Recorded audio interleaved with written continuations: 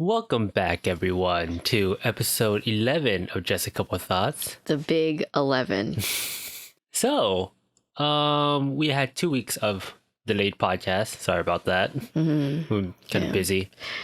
One was by choice, and the other one was just ended up being that way.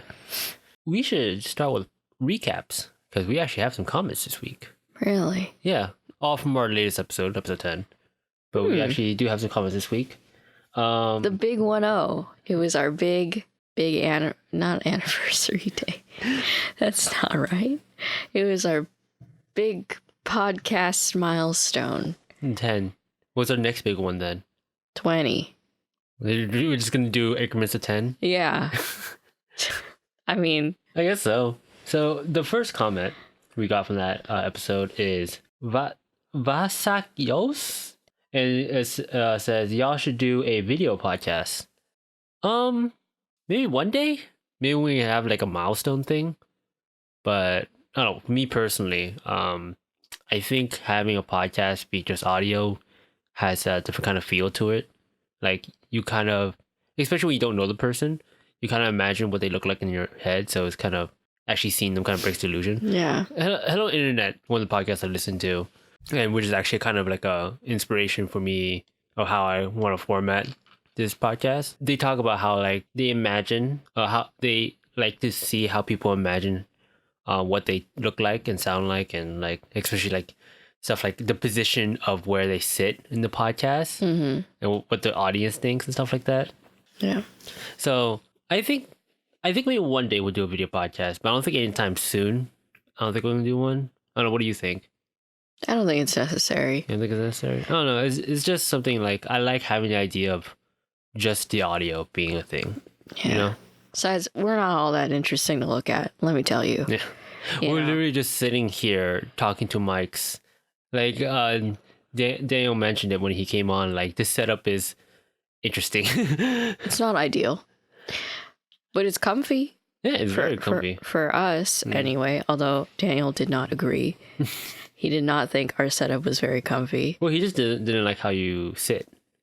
Oh. Yeah, I had to give him like an actual chair. And he was fine with that. It was more of like, he didn't like sit on the floor. Okay. We're not sitting on the floor. We have like these backrests, but you know, he didn't like sit on the floor for an extended amount of time. The next comment is from Ying Ying First. Wow. Yeah. Our good friend. Yeah. So he's talking about when I was talking about how in Shin Megami Tensei there's a lot of fuck you bosses where you have to play their way. So the boss I was thinking about in Final Fantasy X was Yunalesca, which is why healing kills you is because she's constantly inflicting the zombie status on the party, which basically makes it so anytime you heal yourself, it does damage itself instead. And then she kills anyone who doesn't have the zombie status. So basically what happens is you have to just deal with the zombie status and you can't heal yourself or else you just die. Right? And then healing is just impossible in that fight. And zombie proof is a bad idea because, you know, you need the zombie to fight. But he had a response to the gatekeeping thing that we were talking about that day, which is my opinion on being a true gamer, quote unquote, has changed over the years. I don't think my opinion has ever been you need to play specific games or specific type of games to be considered a true gamer. My thing is, my thing with being a gamer is not only playing trending games because it starts feeling disingenuous to me, which relates to my other point about gatekeeping. For example, if someone was playing Fortnite during its heights of its popularity, then shift over to Apex Legends just because it's the hottest shit, I would have trouble accepting them that they're a gamer because it sounds like they're bandwagoning to me. Oh, to me, like, in regards to being like quote unquote true gamers, I don't. It's just weird to think people like as just gamers and not gamers. It's just for me is you want to be a gamer, you just play games, honestly. But that's just my opinion because I never saw like myself or other people as gamers. I just saw like, oh, they like playing games as a hobby, right? No, what do you think of that first part? So from what I understand of the first part of this response is he doesn't like people who play who just play games that are trending, they should broaden their horizons. I think what he's trying to say is he doesn't like people just bandwagoning through games just because they're popular, right? It's like people who played, his example is like Fortnite and Apex Legends, which is somewhat relevant because they're both like battle royale games.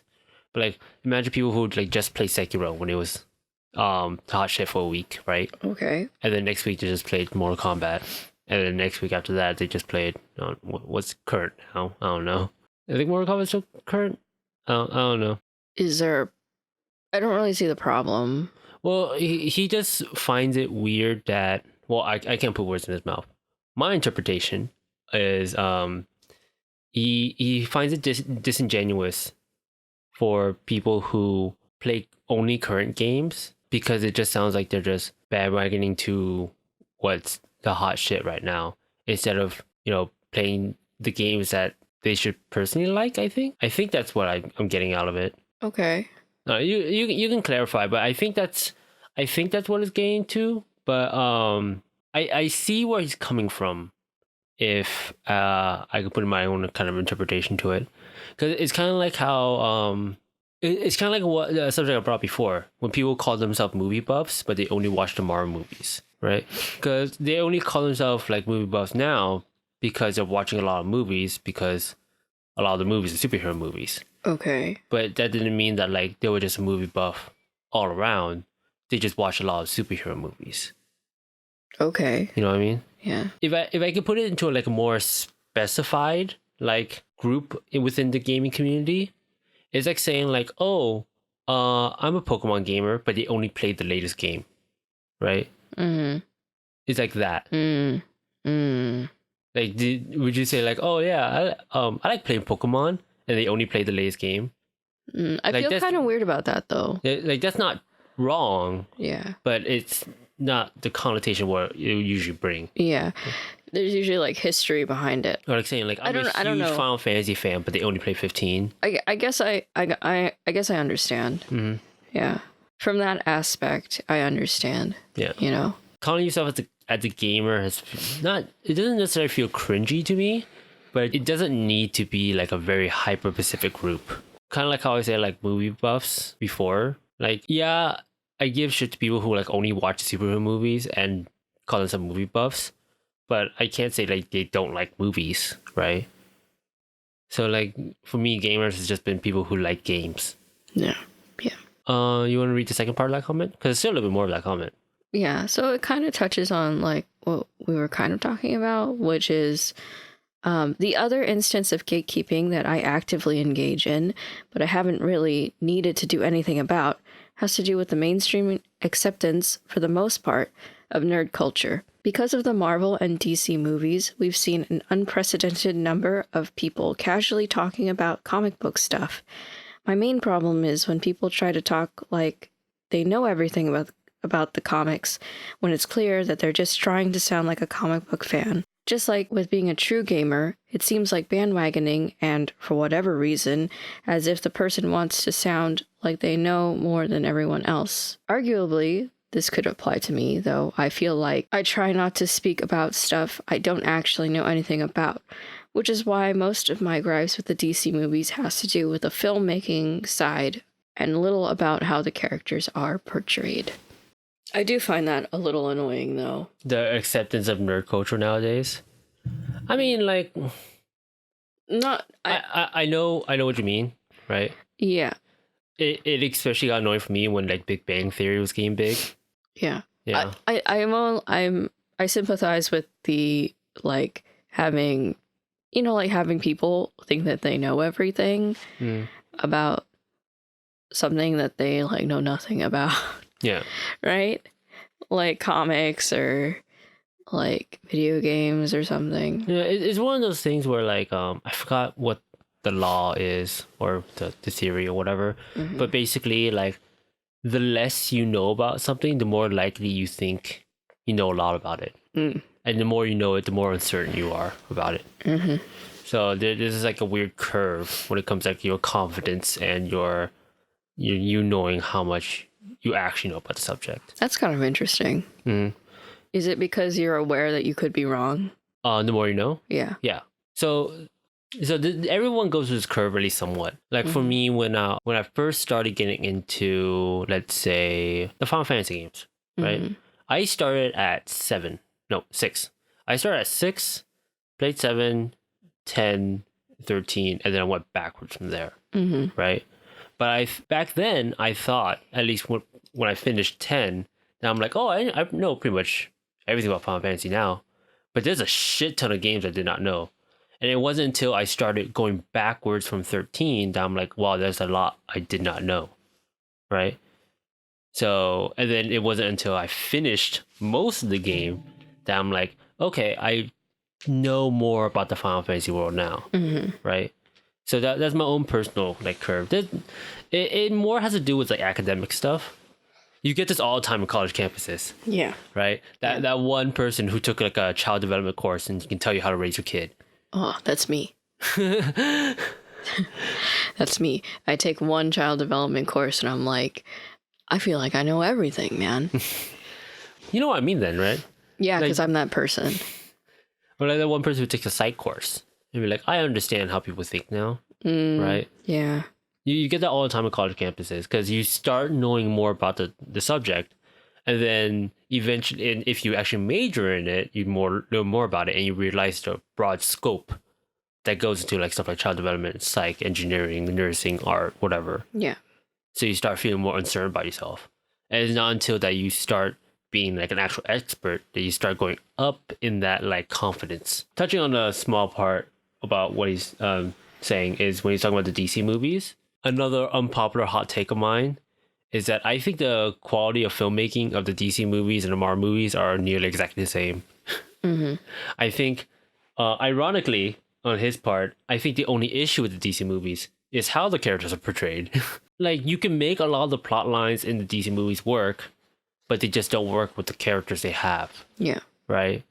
Ironically, with his part, like, I'm not completely disagreeing with what he says about the DC movies. Is Marvel movies and DC movies are both shot very lazily, so it's just the filmmaking is almost the same to me.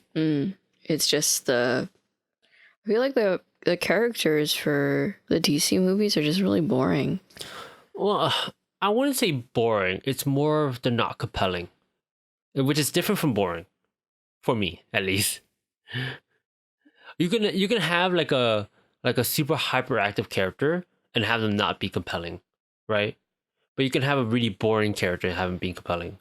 It just, you have to frame the right movie around it. I'd say that's arguably, I don't know. Well, okay. That's arguable. It is arguable.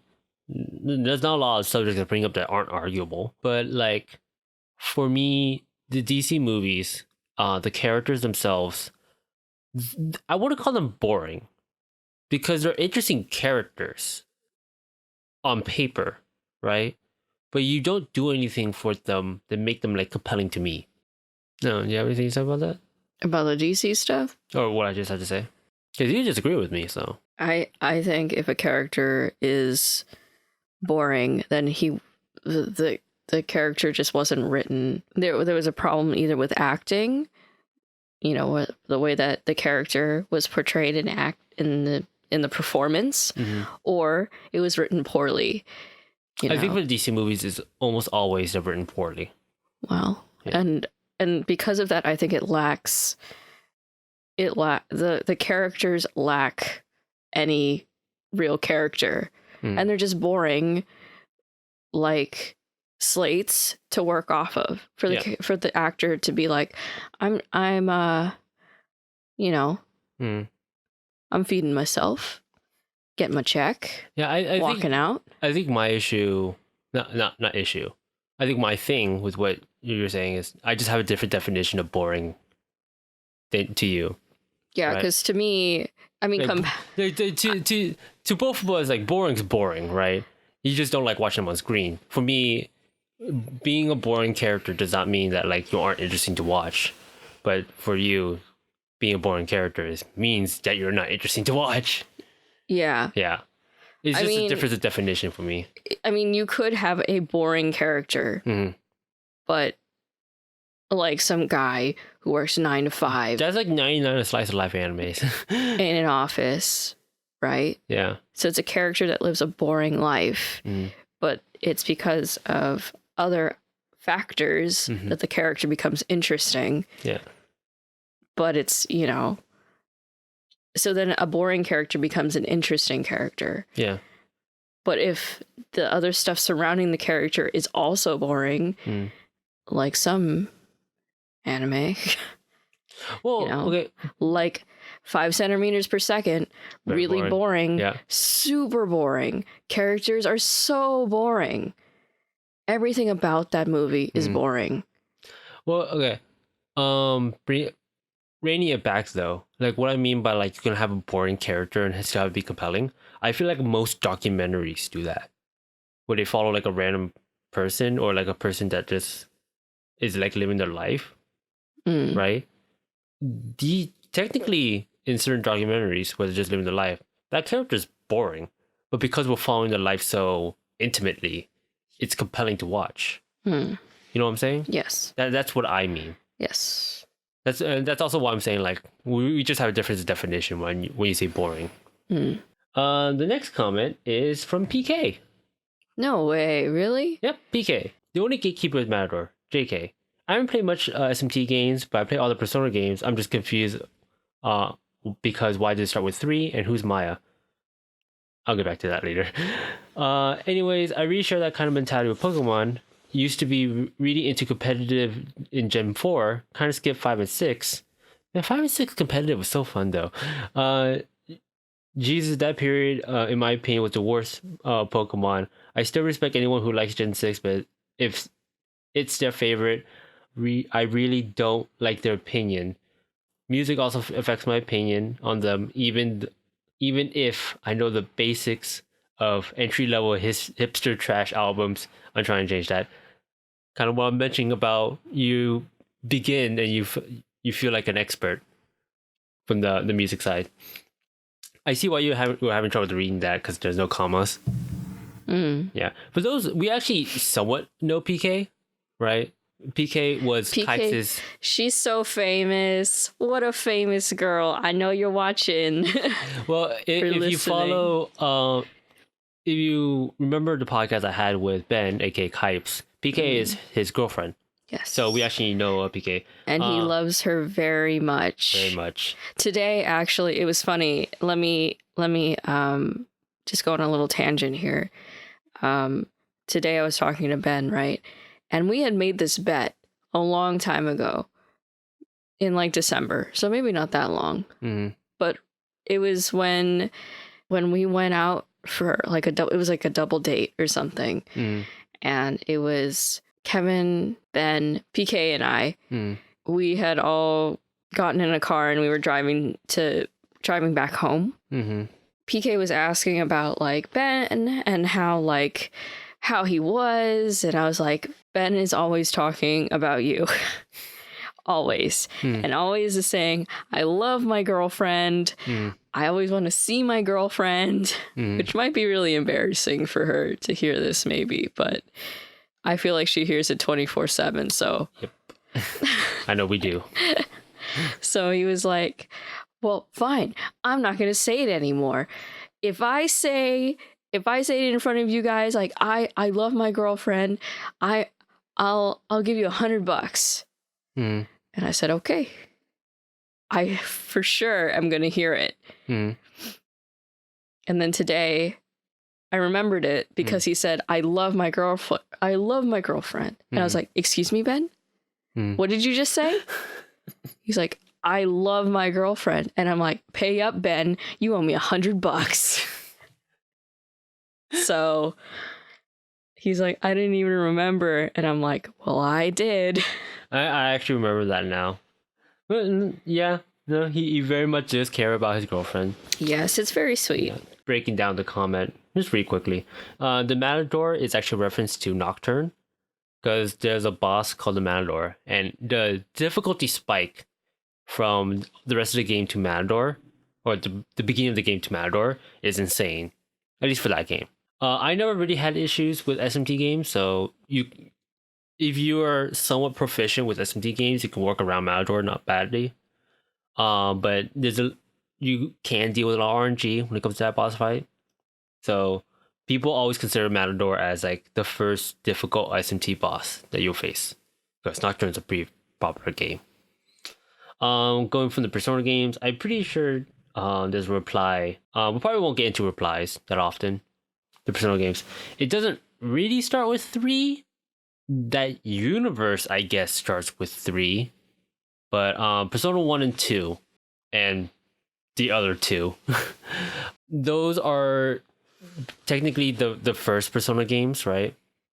And Maya is the main character of Persona 2 Eternal Punishment, which is Persona 2 2. Mm-hmm. It gets a little bit confusing because there's Persona Revelations, Persona Innocent Sin, Persona Eternal Punishment, and then Persona 3. So it gets a little bit confusing. So it's a sequel to 2? 2? Yeah. Eternal Punishment? Yeah. It's a direct sequel, technically. Getting into it really quickly, in Persona 2, it's Innocent Sin. At the end of the game, you restart the universe. And in Persona 2, Eternal Punishment, you play as a character who somewhat remembers the restart, and then things happen. Yeah. In one of the replies, Yin replied to it. It mentions that they have Persona 1 and both 2s have aged terribly. The PSP reboot actually works fine. They fixed a lot of the issues in the PSP reboot. It's probably the definitive rendition of the game. Aged terribly? I wouldn't say though. It's not like modern game like streamlined at all. But for like an SMT game, it's fine, right? If you're able to play like Etrian Odyssey, you should be able to play those 2 games, the remakes, just fine. I got lost though in the hospital. Can I just say that? In the first area? I got lost. I'm like, I don't know how to get out of here. Gotta work that map. I also want to talk about, just because I have a very strong connection to Pokemon, I want to talk about her Pokemon comment for a second. Oh, I was going to get into that. I was done with the Persona stuff. Sorry. Yeah. Gen 6 was... Kalos. Yeah, Kalos was a little... I mean, it was a little dry. It was a little rough. I'm not going to say it's the worst gen, honestly. I'm still going to say that Gen 1 is probably the worst gen. At least Gen 1 had 150 Pokemon. At least Gen 6 isn't broken. I'll give you that. Yeah. Gen 6 is not broken. At least Gen 6 has some creative Pokemon. Yeah, at least Gen 6 isn't broken. It had some creative Pokemon. People always complain about the Pokemon design. I don't know what you guys are talking about. They've always been like simple. Yeah. They've always been like simple, like... They're more... People are never satisfied. Either they're too simple... Or they're too complicated. Or they're too complicated and they start looking like Digimon. Yeah. Or like, this Pokemon just looks stupid. Yeah. Right? Keys as Pokemon, stupid. Ice cream as Pokemon. It's so funny because, quickly getting into those 2 Pokemons, right? The Klefki technically isn't a key Pokemon, and all 3 renditions of the ice cream Pokemon technically aren't ice cream Pokemon, because the ice cream Pokemon are technically just icicle Pokemon. They just happen to look like ice cream, and that's what the people of Unova call them, right? Similar with Klefki and Kalos. He just collects keys, doesn't it? He collects keys, but he collects keys from different time periods. There's a weird connotation with that own Pokemon's lore. Because if you look at all the keys, like, you can see, like, there's an old-fashioned key, there's like a car key, right? It's like a house key. And there's this weird key from the future. Right? So, like, for me, the origins of these Pokemons are just becoming more interesting. Like, the design, you can complain about the design you want, but Gen 1, we had a pile of sludge. Yeah. We had a bird with 2 heads, and its evolution was a bird with 3 heads. Like, come on, guys. We had a magnet with 1 eye, and then we got 3 of them stuck together. Yeah, we had Diglett and then Dotrio. Like, come on, guys. It's just 3 Diglets, but one's mad. Like, you can complain about the Pokemon designs you want, but they've always been like that.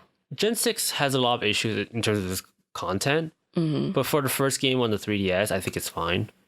There's a lot to like about Gen 6. I personally like a lot about things in Gen 6. Yeah. It's the first game with the 3D models. It's got on the handheld. It's got roller skating. You could design your own character. Yeah. I love that part. I wish they brought that back. You can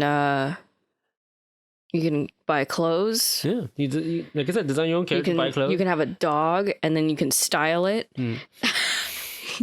It has the most efficient IV and EV gameplay there is. I really like breeding and farm and training Pokemon in that game. From the competitive aspect, it makes it super simple. And it's kind of like the start of like streamlining the game to make it more fun. Yeah. Right? Because I mentioned before that like Oros was the definitive way to play Gen 3. And I think right now is probably the best Pokemon game. But it's mostly because they streamlined the game to the point where it's not hard, but it's not easy either. Like, it's not as easy as fucking Gen 6 and Gen 7. Yeah. Right? Oros is still, like, somewhat difficult. Yeah. Right? Especially if it's, like, your first Pokemon game. Yeah. But, like, you don't need a lot of the stuff that held you back from the original games in Oros. So Gen 6 is very much the start of all that stuff. The one complaint that I have about Pokemon games is I always felt like as I was getting older, the games were getting easier. And I wasn't sure if it was because I was just getting older and then the Pokemon games were just really simple and I was getting bored of them. Have you played some of the older Pokemon games recently? You know, I think the one game that I played recently was like Heart Gold. And it was tough. Because Heart Gold is like, leveling is tough. Like, leveling is slow in Heart Gold. And like... It's not Diamond Pearl slow. It's not Diamond Pearl slow, but it's slow. Yeah. And the game is long. Well, Heart Gold is long because it's one of those... Gen 2 is 2 games in 1, so... Yes. Yeah, so... Yes. The game is, like, pretty long. But I think in terms of, like, if you just counted just Gen 2, it's pretty much the same length as any other Pokemon game. Just kind of cheating with the length. I thought it was tough. Okay. But it could have... I mean, that was a while ago. So... if I can get into the Pokemon tangent really quick, because for those who don't know and kind of missed the other podcast, both me and Sarah are super into Pokemon. I am more into the competitive aspect of Pokemon, and Sarah, you're more of a traditional fan of... you are... I would say you are far more of a pure fan of Pokemon than I am. I don't even know about that. I mean, I don't watch the show anymore. I haven't finished. I just recently finished, the game. Well, here's the thing. I finish the one. games to play competitively. I don't finish the games to, like, play the game sometimes. I felt that way when I was playing Ultra Sun and Moon, right? When, like, I'm just playing this to beat the game at this point. That's how I felt when I beat it. Because I didn't feel anything when I beat it. When I beat Sun and Moon, I felt something. Yeah. I was like, man, that was good. I kind of liked it. And even then, after I finished it, I was like, I didn't really love it, but it was still good, and it made me feel good. And it was a good Pokemon game. I really liked the ending. Yeah. But then for Ultra Sun and Moon, when I beat the Elite Four, it was just the same. Yeah. It was just the same, except the crazy characters weren't crazy anymore. And then you have Rainbow Rocket, and that's it. I haven't even gotten to it yet, so... I mean, it's fun, the Rainbow Rocket part. It's just a series of boss battles. Which is fine with me, but... Yeah. I was just kind of disappointed. And it's also, honestly, hard boss battles if you play it like a traditional Pokemon game. Yeah. I'm not going to spoil it for you, because you haven't played it yet, but it's fun. But honestly, like, maybe the reason I felt like that, and I was thinking it was probably my own fault. Mm-hmm. You know, when I was playing Sun and Moon, I always play the first game with the team that I want. Yeah. And then I play the second game with like a restricted team. Yeah. That's kind of like a Nuzlocke or whatever. Yeah, like my own version of Nuzlocke. I just play with the same team. Mm. Ooh, my voice cracked. I just play with the same team, and like I kind of do like what they call like a wonder trade. Mm-hmm. So like a wonder trade team. So you catch like 6 Pokemon and then you trade them all away. Yeah. And then whatever you get, that's the Pokemon that you use throughout the game. Throughout the whole game, and you beat the Elite Four with those 6 Pokemon. Mm. Which ended up being a horrible idea because it was so tough. They also fixed Wonder Trade now, so you can only get Pokemon around your level now, which means you're only catching early game, like level 3 to 7 Pokemon, and you're only getting level 3 to 7 Pokemon. Yeah, it's rough. So Wonder Trade in past Gen 6, basically past it introduced, was rough. Yeah. But getting into what I was talking about earlier, the old games, Pokemon 1 and 2, are a mess when it comes to balancing. They do not balance their account as well at all, right? I remember Gen 3, right? Mm-hmm. Where you literally go through, I think, 3/4 of that game unimpeded if you pick Torchic. Yeah. Because the first gym is a rock gym. Yeah. But it doesn't matter because Torchic when it involves a Combuskin, gets double kick. Yeah. So you just sweep that gym. And then you are unchallenged with a Combuskin / Blaziken throughout the rest of the game until you hit like a water gym. Yeah. Right. Which, did Gen 3 have a water gym? I think they only had the ice gym at the end. Oh, I don't think they had a water gym. Holy shit, wait. It was rock, fighting, electric, flying, ice. That was the last one. Psychic. Fire, psychic, normal. Yeah, Norman. No, you are unchallenged to to the last gym, which is technically an ice gym, but it's water Pokemon. Come on. Yeah. So if you pick Torchic, you are unchallenged to fucking the final gym. But you pick someone like, let's say, Sceptile, right? You have instant trouble when you hit the fire gym, because around that area, sure, there are rock Pokemon, but there are way more bug Pokemon, and you're near a volcano, so you're also dealing with fire Pokemon. And there's also lots of flying Pokemon around there, and poison Pokemon, because he's dealing with I forgot the fucking Cobra. Survivor? I'm not sure if it was Survivor or not. Probably Survivor. But like there was Zangoose. Yeah. And Survivor. Yeah, it was probably Survivor. It's just depending on the game. Yeah, depending on which game you had. And the only time you get decent like matchups is when you're surfing, right? Yeah. But the rest of the time you're dealing with stuff that are actively trying to kill you. Yeah, that's why nobody picked.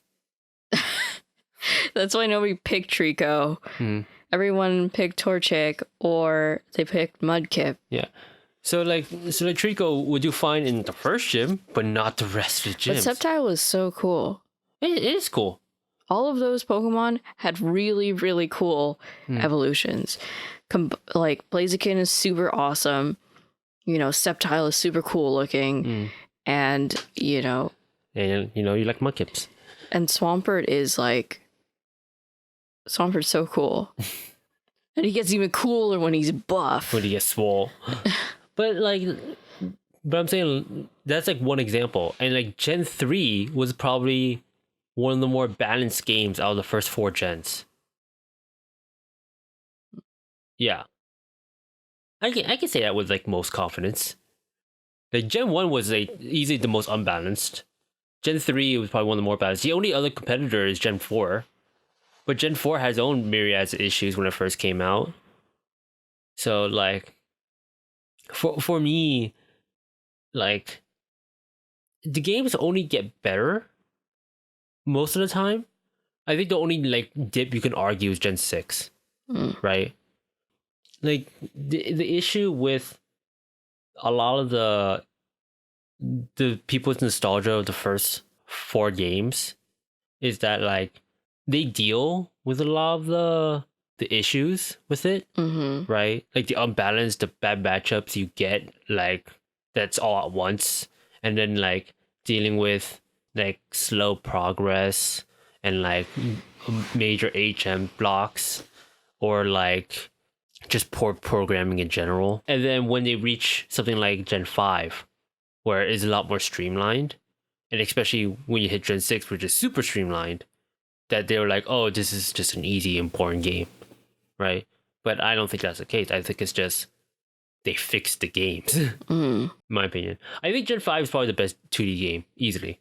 It has the most content. You can get most of Pokemon really easily. The story's pretty good. The story is pretty solid. Black and White 2 has so much shit in it. It's great. I love Gen 5. It was my return to the competitive scene, so I love playing Gen 5. Yeah, so is Gen 5 your favorite? If you could pick. Let's say pick top 3. Top 3? Top 3, because I have a top 1, which is obvious. Wait, if I say top 3, I'm including the latest iteration of the games, right? Yes. So if I'm Just saying include if I'm all saying of them. Gen 1, then I'm talking about Fire Red and Leaf Green. Yes. Because people will argue Fire Red and Leaf Green is Gen 3. What? Because it came out during that time. It came out between. Yeah, Ruby, okay. Sapphire, and No, it's Gen 1. Okay. Just making sure. If you're really going to say that, then you could also say that Let's Go Pikachu and Let's Go Eevee is the definitive edition of Gen 1, because it's still Gen 1. You know? Okay, then I would say it's a definitive yellow edition. Yeah. There you go. I would say my top 3 from my number 3 would probably be Ultra Sun and Moon. Yeah. No, it would either have to be Ultra Sun and Moon or Heart Gold and Soul Silver. It has to be one of those two. Ultra Sun and Moon, just because I do think that game's like really solid to play. It's really fun to play. But Heart Gold Soul Silver just has like more story content. It's not as fun to play, honestly. I don't have fun playing Heart Gold and Soul Silver most of the time. I play it and then it's like things are just happening, right? And you're just moving town to town. So it's like, and then you beat whatever gym. So it feels very similar to like Gen 1 and 2, where you just go to a place and you just do a thing. But like in Ultra Sun and Moon, you have definite goals all the way through. So it really helps push you to play the game. My second favorite would probably be Unova. So Gen Black and White and Black and White 2. Mostly because the competitive scene in Black and White 2 is so fun. It's the weather wars and playing doubles in that game is so incredibly fun. Like, I know like I'm losing a lot of people when I talk about the competitive side of Pokemon, but the team building that goes into playing doubles in that game is kind of insane. To the point where like Hitmontop was a meta choice in doubles. I remember that. Yeah. And like that's when Whimsicott was at its prime. So, and you really had to think about what role each Pokemon had in his team. So like I really like playing that. I think the best gen right now is Oras. I think easily it's Oras. It has probably the best main game content, and like the meta is still pretty damn solid, and it has a lot of fun legendaries in the game. It gives you a lot of shit to do. I think the characters are just more interesting than most of the other games. I think the only characters that can rival it is like certain characters in Sun and Moon and certain characters from 5. But I think Aura's really fleshed out all the characters in Gen 3. But yeah, those are my top 3. And I think the worst gen is Gen 1. Fight me. Okay. I think my number 1 is Oros. That's a no-brainer. Yeah, that's a no-brainer for you. For me. Yeah. I love Gen 3. Gen 3 is my favorite. Gen 3 was your favorite before Oros came out. Yeah. Yeah. Gen 3 is my favorite. And then I think it really just expanded on the things that I loved about, you know, the original games. However, if I have to make, I do want to, there were some things that I didn't like about Oros, which for me was a really big deal. The secret bases, which were really fun in the original games, but in Oros were really boring and sucked. And that's a shame because they were really awesome. And to customize your secret bases was really cool. And to get, like, go to the... Secret bases in Gen 4 was super fun. I didn't think they were fun at all. I thought they were super fun. I like running around with everyone. I didn't like it. I thought it was boring. Mostly because it's all underground. Yeah. And before it was... In trees. It was anywhere and everywhere. And you could have your base wherever you wanted. Sort of. In select locations. You know, but you could have it in the desert. You could have it, like, in the trees, like, on top of a waterfall, in a bush. Like, and you had to use a certain bike to get to it. That's where I had my secret base. And I think that's where most people had their secret bases, right? But I think, like, taking away, like, your choice, and then just picking a hole underground to have your base sucked. I hated it. I think it's probably the one to play, though. I think picking the one to design, like Gen 3, the original, is probably the most fun. But pick the one to play, I think Gen 4 is probably the best one. For the secret bases? Yeah. Yes. Because they actually gave you something to do. Yeah, they gave you something to do. They have more items to design your base with, so you can actually do, like, fun games with it. Like, yeah. But I think there was something really fun and cool about owning a secret base. Yeah. Okay, I'm not going to talk about that anymore. So my number 2 is probably going to be, for me personally, it's got to be... I'm looking at my games. It's probably, I don't know. I really like things about Gen 1. I really like it. You're just hating right now. There's a lot to like about Gen 1. Yeah, there's also a lot to not like. That's fair. Yeah. That's fair. But I think the rival for Gen 1 is the best. He's the best. Gary, Blue, whatever you want to call him. Green. I don't know. He's not green. He's green in Japan. Oh, he's green in Japan.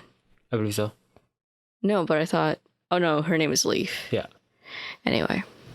I think he's the best rival. But I think Gen 1 is definitely, like, number 3. Right? Because it's not that good. It's a mess of a game when you really break it down. But there's something, like, really awesome about Gary. Actually, maybe I won't even put it on the list. But there's really something that's awesome about having a rival. A rival. An effective rival. Let's establish that. A rival who's always ahead of you, you know, he's always one step ahead of you, you know, which is awesome. I like that. And he's mean to you. He hates you. We don't get a rival like that again, ever.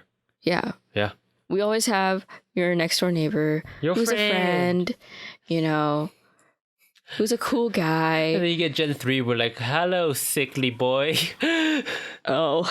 Well, you had 2 rivals. You had Wally and you had... May/Brandon. Brandon, yeah. Oh, Wally, sickly boy. So I want to have those two honorable mentions, which is Gen 1, which I think was very effective in his rival, and then Gen 2, the original Crystal. I'm just saying Crystal in general because it was the first Pokemon game to have a female character as a playable female character. Not if we're not including like any, Weird side games. yeah, or whatever. But it was like the first like playable female character for Pokemon. And that for me was a big deal. Yeah. Right? Because before it was just like, you only could play as a guy. And sometimes I didn't want to play as a guy. Sometimes I just wanted to play as my own gender. So that was really important to me. But I think so number 1 is Oros. Number 2 is probably Unova. Because Unova had a really good story. Oh my god, Unova's so good. Unova's really good. And the music's pretty good in Unova. Unova is the best 2D game. Just, if you're a sucker for just 2D games, you don't like how the 3D works, just play Black and White 2. Unova's pretty good. It's pretty solid. Pokemon aren't so good in Unova. Yeah. It doesn't really get fleshed out until like you beat the game in 1. But Black and White 2, they fixed that instantly, though. You have a lot more Pokemon to go around with. Yeah. Black and White 2 is the one to play. Yeah. And then I think for me, it would be Heart Gold and Soul Silver. You're not divisive like me, where I'm saying like, oh, I can put Ultra Moon in there. No. I don't really like Sun and Moon. I think it's just too... It's too baby. I mean, it's a Pokemon game and that's cool, but sometimes I just like the simplicity of like having a rival character that hates you. And the second, actually there was another one because what's his face in 2? Yeah, what's his name? His name is just escaping me right now, but he's your rival. And he hates you. I don't know. He's not even directly trying to fight you, though, which is the thing I don't like about him. He's just doing his own thing. And you just happen to get in his ways every once in a while. That's the thing I don't like about him. Like, he's not good as Gary, but he still doesn't like you. Yeah. And I like that. Just kind of like Gladian or whatever. He doesn't like you either. But then there's Hao.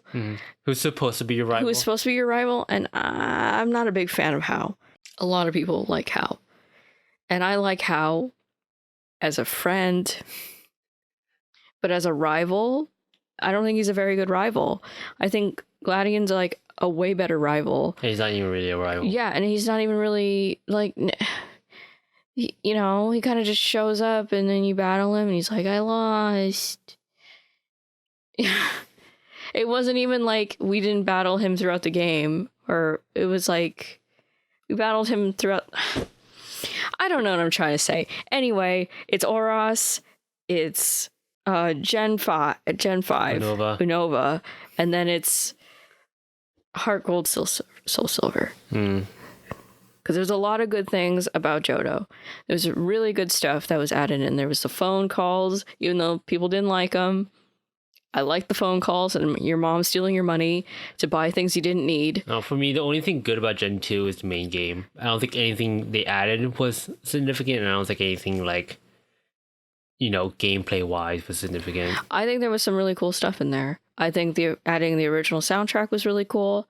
I think adding Pokemon.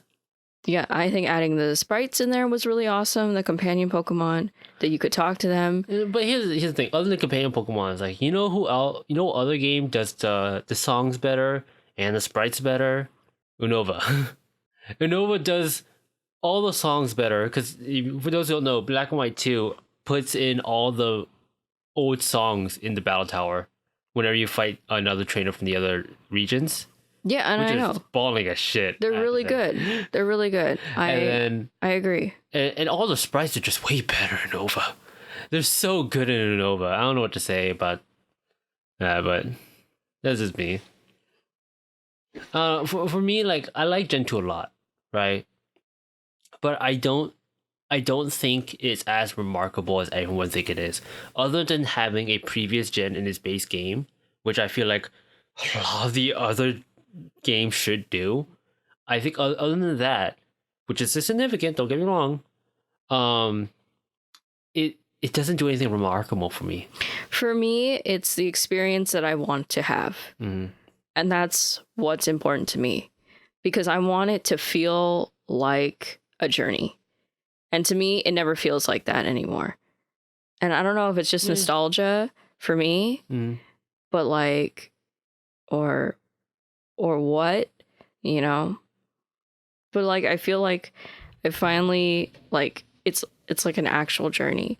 Although I feel that way in Oros, right? In Oros, it feels like a journey. In most of the games, once you reach the Elite Four and you win, it's like the journey's over, right? But like, yeah, I guess. But I feel like once you've like beat like the original the Elite Four in Heart Gold and Soul Silver, there's still more to do, which I kind of dig it. Kind of dig that. Like, your journey's not quite over just yet, and I like that. And I like how you get to like kind of like have these companion Pokemon, which to me is the experience that I want. It's the experience that I've always wanted since Yellow. It's the one thing that I wanted, and I was given it, and it was awesome. And I had like the experience with my Pokemon that I always wanted. So we're just looking for two different things, I feel like.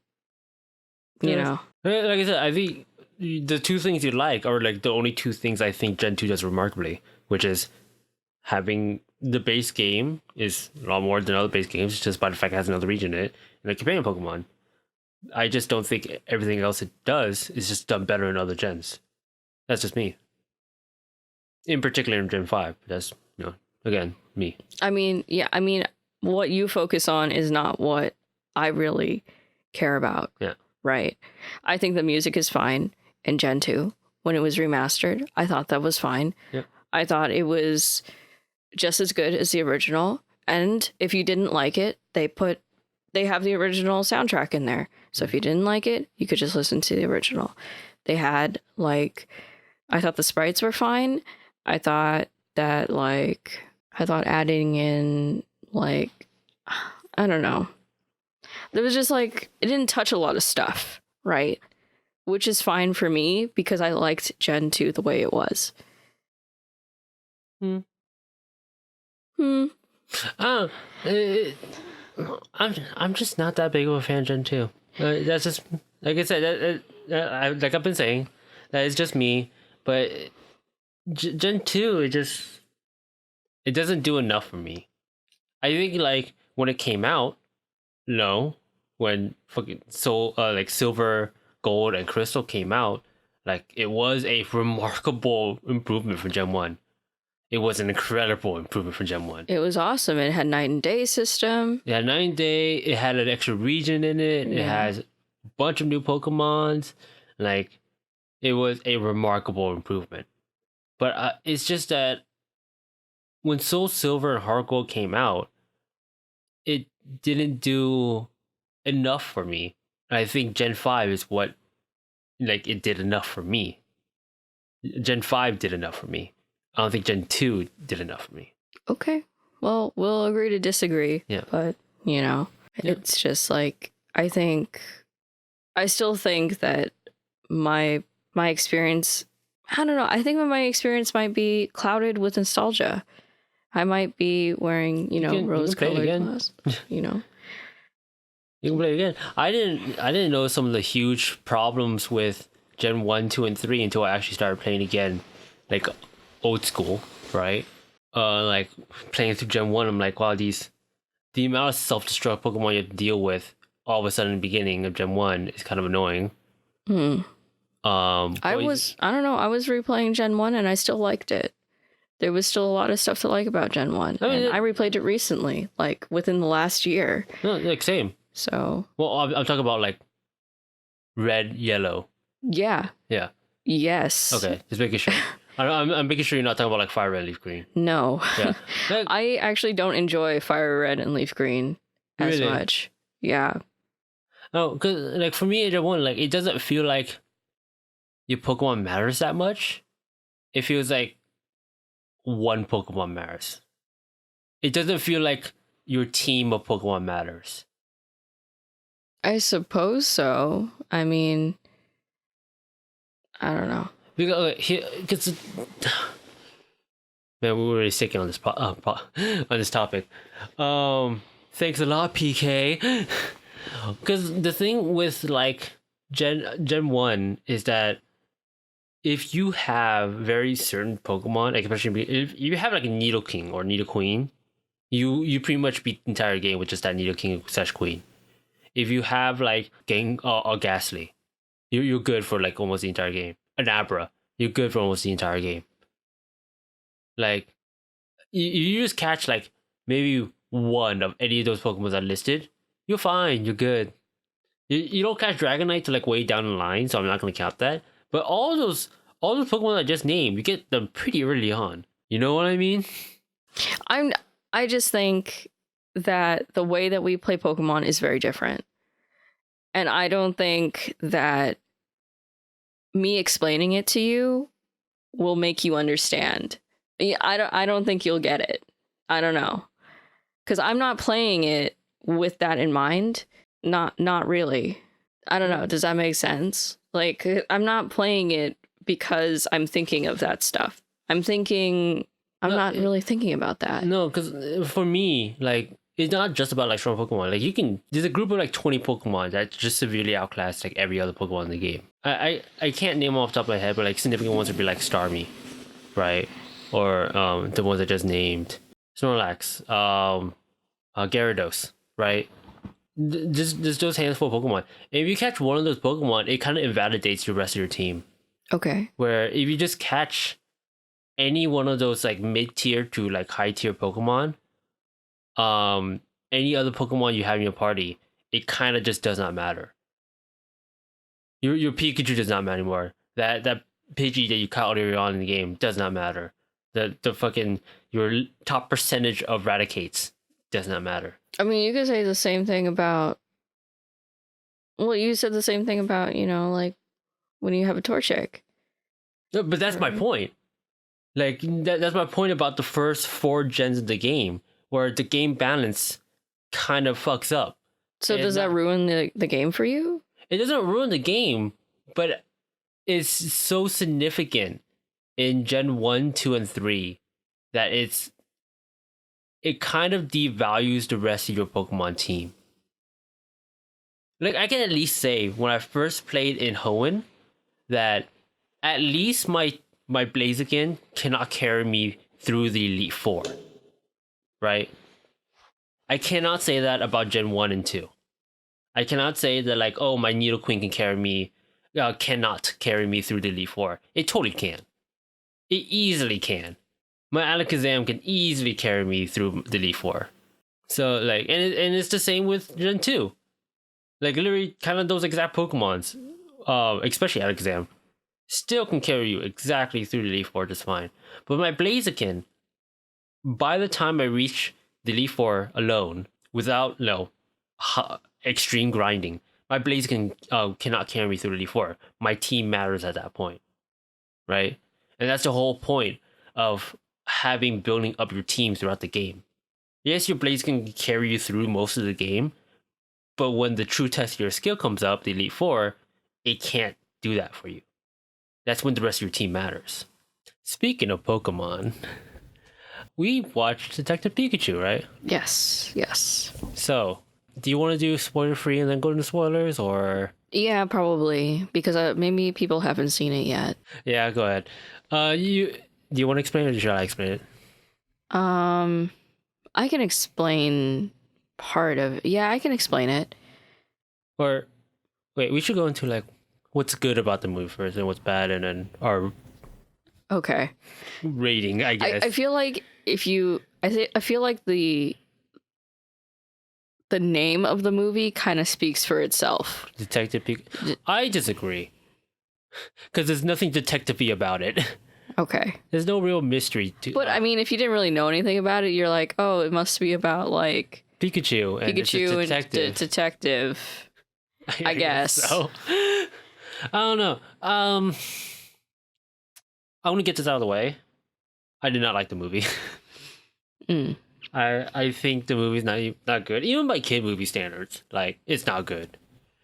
Like, if I was rating it as like an actual, I'm gonna skip to my rating, I guess. If I'm rating it as like a movie, it gets like a 2 or 3 out of 10.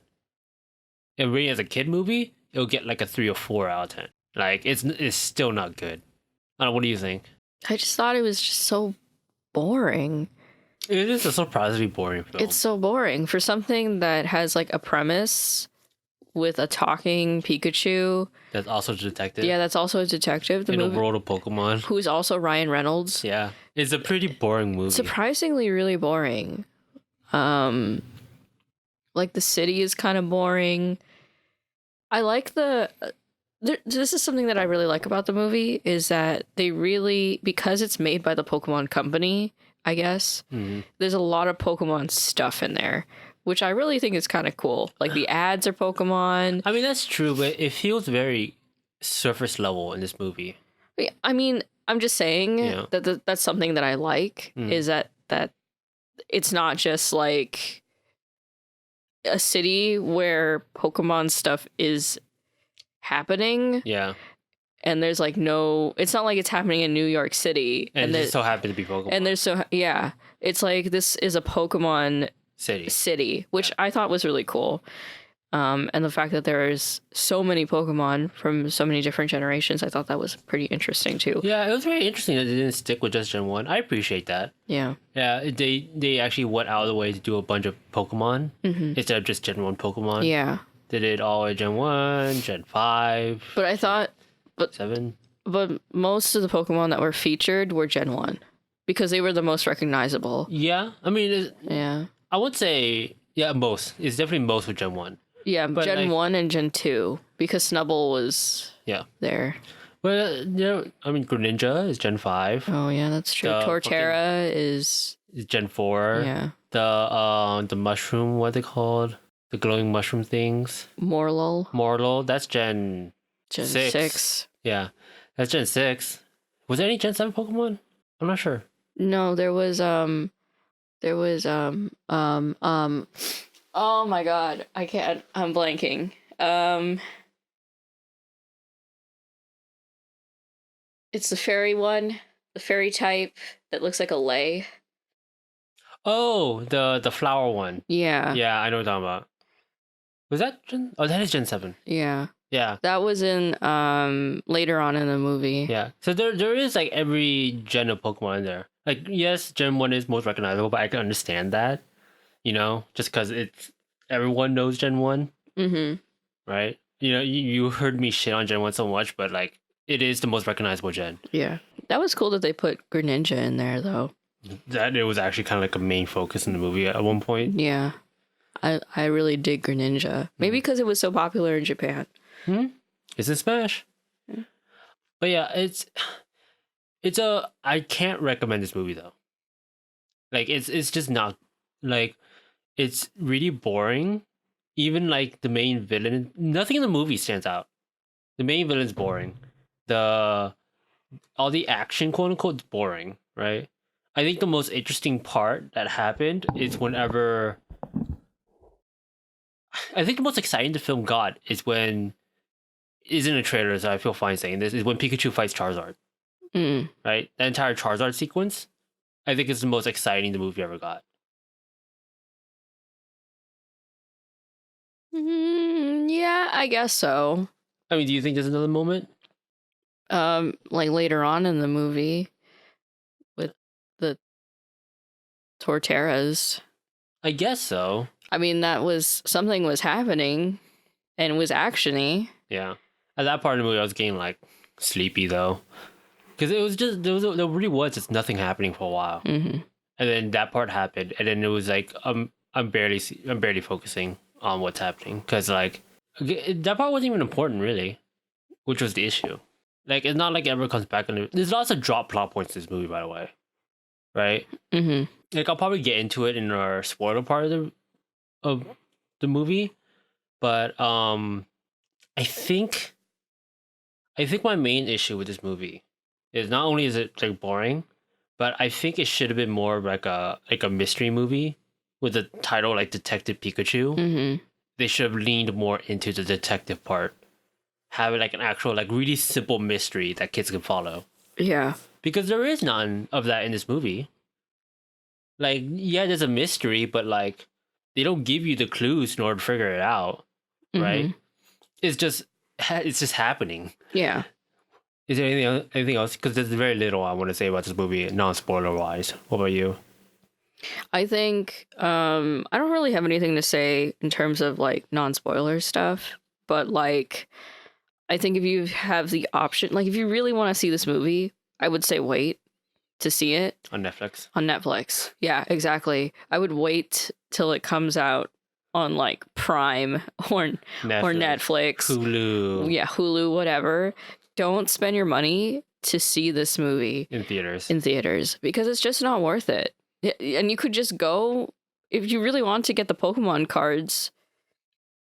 Like, you can do the thing I said. Yeah, you can do the thing that Kevin said to do, which was. So I do not endorse doing this 100%. Yeah. But you totally can, because I was very close to doing it. You could totally go in the theater, buy your tickets, get the packs, and go to the movie like 30 minutes early, and then like in about 20 minutes later, just go back and refund your tickets. It's not like they'll ask for the packs back. Yeah.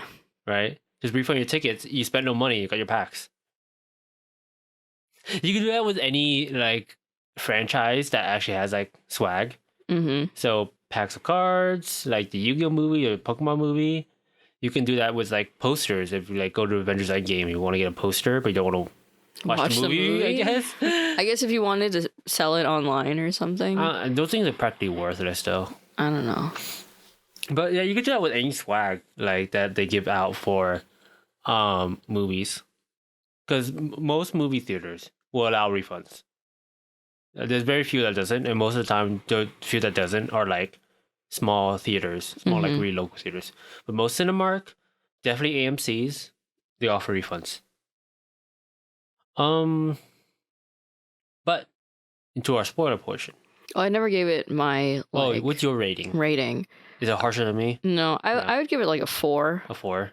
Yeah. So anyway, let's get on to the spoilers. So if you want to skip spoilers, I don't know. We're gonna have another topic later on. So yeah, if you want to skip spoilers, I think you could just, I guess, close the podcast here. Leave, I guess. No, because the only thing you'll be missing is us talk about the rest of the movie and then our closing out things.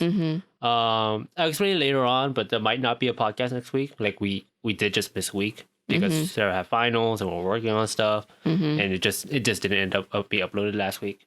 But next week we might not have a podcast because we're going to convention. So. Oh yeah, we'll be at Fanime. Yeah. So that's a maybe. We might still have it if we decide to like record ahead of time, but maybe we won't have a podcast next if we have anybody who wants to come and hit us up. They don't have our contact. What are you talking about? No, I mean, if you see us, I guess. They don't even know what we look like. Oh, well. Hey, you two, you look very similar to that one podcast. You sound like those one podcast people. And you look like those drawings. Yeah, I just realized that it would be pretty hard. Yeah. So if you're not interested in the spoilers, then you can close the podcast here. Yeah, thanks for listening. Yeah, thanks for listening, by the way. I appreciate any watch time we get. On our Poke podcast. So, spoilers. Okay, get into the real meat. Real meat? Okay. I could have said this during the non-spoilers, but I really want to get into specific examples, though. The Pokemon look really weird in this movie. They look really bad. They look pretty bad. Like, Sarah and I were talking about this. The only Pokemon that look good are small Pokemon. Right? Yeah. So, Trico looks fine. Pancham, Pikachu. all the ones that look cute look good. Yeah, they look fine. Like, they look Bulbasaur. More lull. Yeah. I think the only big one that looks good is Golurk. Oh, yeah. The big ghost steel Pokemon. I thought Machamp looked pretty good. He looked alright. Just don't look at it in the face. Yeah. Golurk looked pretty good, though. Yeah. Golurk looked pretty good because it's very simple, right? You want a simple Gen 5 design that looks pretty decent? Golurk. Like, that entire evolution line looks like an honest to god Pokemon. But anyways, but anything slightly bigger, it starts looking weird. Psyduck looked weird. Greninja looked weird. I thought Gyarados looked okay. I guess. But here's my issue with a lot of the Pokemon that's based off animals, right? In the movie, is that they don't look like Pokemon because they're super realistic, right? So by default, they're not really gonna look like Pokemon. Oh my god, like Magikarp looked kind of nasty. Like I felt kind of bad for it when it. But here's the thing: when they try to base off the animal, they don't really look like animals either. Like Magikarp looked weird, but Gyarados looked really weird for me because it didn't look like any kind of animal. It looked weird, slimy, like, and the textures just look weird. Like you wouldn't want to touch it at all, right? And that I don't really think that when I think Gyarados. I guess so, yeah. It's just the texturing for a lot of the Pokemon. They look like they all have this like layer of Vaseline on them. Yeah, they're like kind of like slimy looking. Yeah, like Lickitung looked really. He looked really bad. Lickitung looked weird. Like Mr. Mime looked creepy, but I think like most people think Mr. Mime looked creepy anyways. Yeah, and I thought Mr. Mime was probably the most faithful. Yeah, the most faithful. Other and than Pikachu, funny. Other than Pikachu, it looked like the most faithful of everything. Yeah, I thought I wouldn't enjoy Mr. Mime on screen, but I thought he was pretty okay. Like his scene with Pikachu and main guy was pretty entertaining. That was kind of like if most of the movie had that level of humor, I thought it would have been a fine kids movie, honestly. Yeah, it was kind of funny because I really liked that specific scene because it really shows how like the main character Tim has like detective qualities about him. Yeah. Right? Because he doesn't just interrogate Mr. Mime. He plays along with Mr. Mime, which is like, that's clever. That's smart. That's something that like only his character would kind of think about, which I thought was really cool. Right? Yeah. I kind of appreciate that scene because he plays along with Mr. Mime. I thought like the jokes were kind of funny when he was like pouring gasoline on him. I just like to see Mr. Mime's face was pretty funny. he dropped the match. But yeah, I like that scene. I think that was probably one of the best scenes in the movie. Which is unfortunate because nothing else was like that great. Yeah, nothing else was that funny. Yeah, I don't know. And like the main character doesn't really have that many like detective qualities about him. Like he doesn't really figure things out. Really, things just happen. Yeah. Like the only thing I think he figures out is like his dad's informant was a Pokemon, and that scene with Mr. Mime. That's it. He kind of figures out everything else like kind of late. Like it already kind of happened when he figured it out. I guess so. Well, because most of the stuff he got was from the other main character, the lady, the girl. I don't remember her name. I don't know either.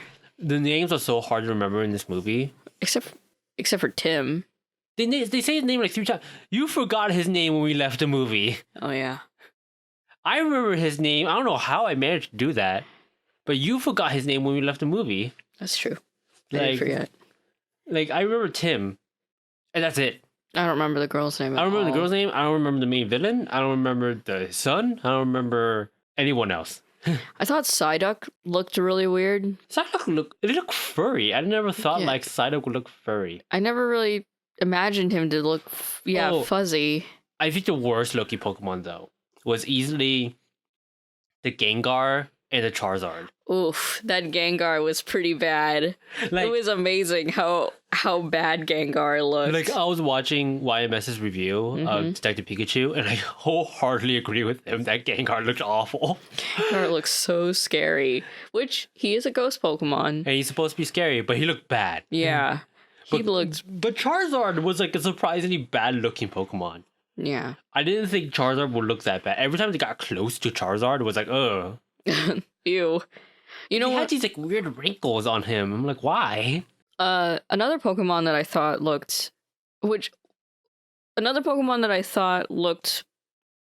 weird or didn't make sense to me was Ditto.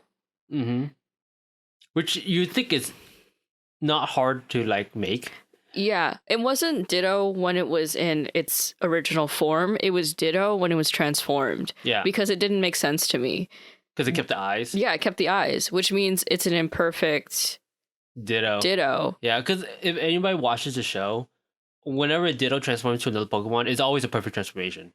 They don't have like the weird dot eyes. People only remember that. It was so weird. Yeah, people only remember that because of that one episode in Gen 1 where Duplica, and it was just an imperfect Ditto. Yeah, and the whole point of the episode was that her Ditto could transform into a perfect... It was just a perfect transformation of the other Pokemon. Which I think is like a cool... Like, if it was supposed to be a reference, an interesting reference, but also doesn't make sense. Did you mean imperfect? Because you kept saying perfect transformation.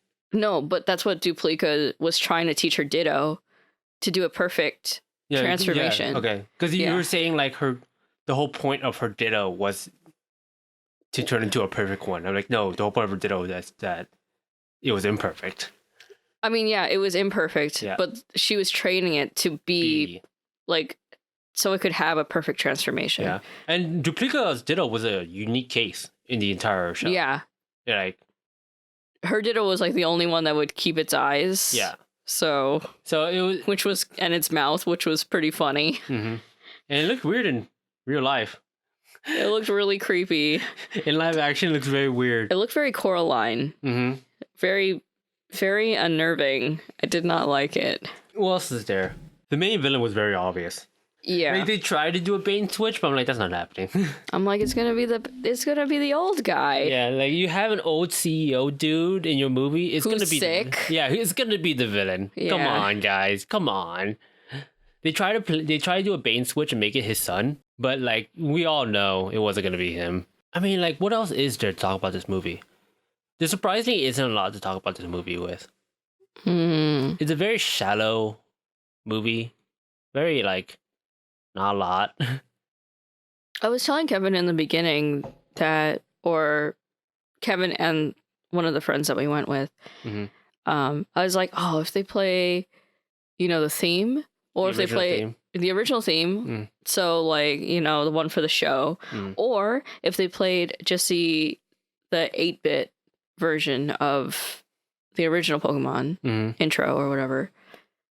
Like, I would have been really emotional and really happy. And I thought that would be like a really cool way to... They sort of did it. Start it. Not really. Do you hear it in the background at one point? That's it. Yeah, in the background. Yeah. But they don't do it at the beginning of the movie when I thought it would be the most strong place to do it. Especially when they're out in the field, Tim and his friend, and they're catching a Pokemon. That was so funny. It's like... Oh, way to do subtle character development. Tim catching a Cubone. How subtle. Oh, because he's all alone and he lost his mom. He lost his mom. Oh no. And he's alone. Lonely. Oh no. Very subtle there. I mean, yeah, I get it. It's a reference. But it was just like very on the nose when you actually know the Pokemon. So, okay. The whole point of the movie is that Tim doesn't have a partner. Right? Yes. The whole point of the movie is that Tim doesn't have a partner, and like he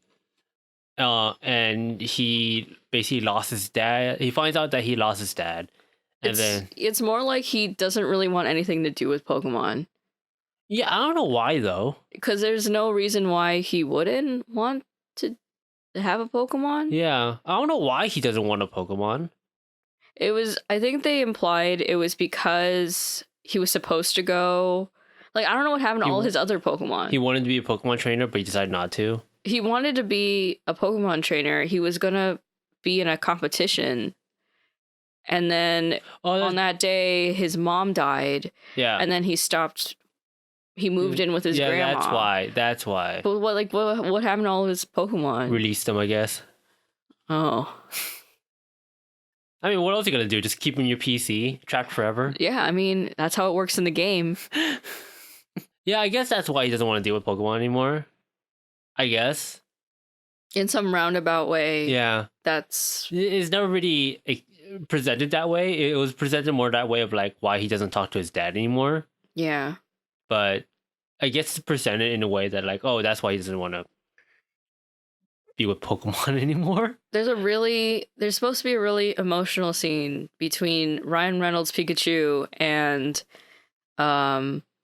Tim, I guess the main character of the movie. Mm-hmm. And he's talking about his dad and how he should have spent more time with his dad. Yeah. And Ryan Reynolds is pretty good. Ryan Reynolds' voice acting is surprisingly good. Yeah. Like, I would never thought he would be a good voice actor, but he is a pretty decent voice actor. Yeah, he was pretty good in that scene. Yeah. Ryan Reynolds, at least. But the guy who played Tim, man... Ryan Reynolds is probably the only good like actor in the movie, and he is not acting really. He's just voice acting majority of it. Mm. There's only so much you can carry like voice acting in a live action movie, and Ryan Reynolds isn't enough, basically. He wasn't enough to carry the movie at all. I mean, he was probably the best part about the movie. Easily.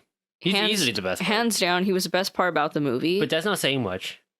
Yeah, because everyone else was pretty bad. Mm-hmm. Like, the partner, like the girl character was not very good. Which is a shame, because I was watching an interview with some of the people. With the cast? With the cast, yeah. And Tim, the person who plays Tim, is an honest to God like Pokemon fan. No way, really? Yeah, he knows his Pokemon. Wow. Mm-hmm. That is really too bad. Yeah. Because he did not do well in this movie. Yeah, yeah. Like, he knows most of his Pokemon. Because I remember I was watching a video of him basically quizzing, like, are these Pokemon or not, right? And he only got, like, I think 2 wrong, right? Mm-hmm. He got JustACoupleQnA wrong. He thought it wasn't a Pokemon. I'm not surprised you don't know it. It's one of the Ultra Beasts in Gen 7. Oh, okay. Yeah. Oh, it's the ball. No, it's the blocky dude. It's one of the Ultra Beasts in Gen 7 that only appears in Ultra Sun and Moon. Oh, okay. Yeah. So it doesn't appear in regular Sun and Moon, it appears in Ultra Sun and Moon. Oh, okay. JustACoupleQnA. And for some reason, he got Zigzagoon wrong. Zigzagoon? Was it drawn in a weird way? No, they just said the name. Oh. Yeah, they just said the names, like, is it a Pokemon or not? A fun Easter egg in that video, though, is that they're like, Kabuterimon, is that a Pokemon? I'm like, it's a Digimon. It's the big bug Digimon. Is it? Yeah. For people who don't know, I'm actually a bigger Digimon fan than I am Pokemon fan. I love Pokemon, don't get me wrong. I just like Digimon just a little bit more. Sarah's over there be like, yeah, sure. Mm-hmm. I like Pokemon way more than Digimon, but I didn't grow up. Fair. I didn't grow up with Digimon, really. No, that's completely fair. Like, Digimon has not been great recently. I like the games. I do really like Digimon. The games are really solid. Yeah, my favorite Digimon growing up was Gatomon. I had like a few. I really liked Gatomon. I liked the Agumon entire line. Yeah, the Agumon line.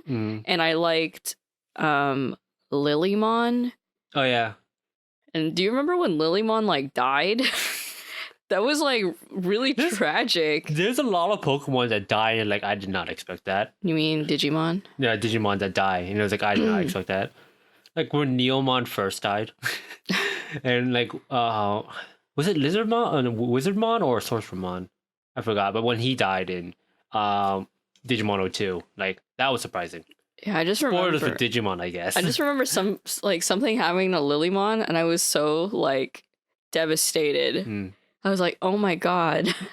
If you guys ever had a chance to watch Digimon again, I highly suggest it. Watching the first 3 seasons of Digimon is honestly really good. And if you only want to watch like one season, season 3 is standalone. You don't need to watch anything else. But season 3 of Digimon is probably one of the best seasons. That's me. I really like Digimon. If you guys can't tell, but anyways, yeah, like the main Tim, he likes Pokemon, right? He's an honest to God like Pokemon fan, but like it's a shame because he just doesn't do that well in this film. Yeah, and I don't know if it's just him or it's script. I have a feeling it's a script because there's not a lot for him to do. And when there is stuff for him to do, like I said, like with the Mr. Mime scene, he's good. Yeah. Right?